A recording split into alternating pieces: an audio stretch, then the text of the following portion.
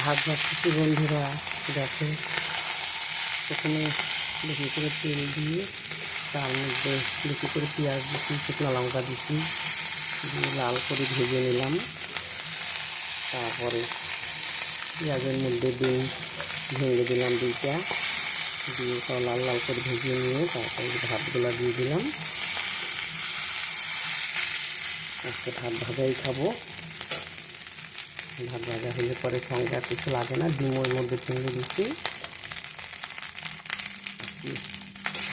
এটাই খাওয়া দাওয়া হবে। ভাত অনেকগুলো ছিল, ফেলে দিব বন্ধুরা, কেনা জিনিস, তাই এইভাবে করে নিলাম।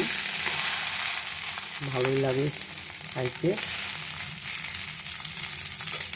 ডিমও দিয়ে দিচ্ছি, পেঁয়াজ এক্সট্রা করবো, একখানে দিয়ে করলাম। এটাই আজকে খাওয়া দাওয়া করবো।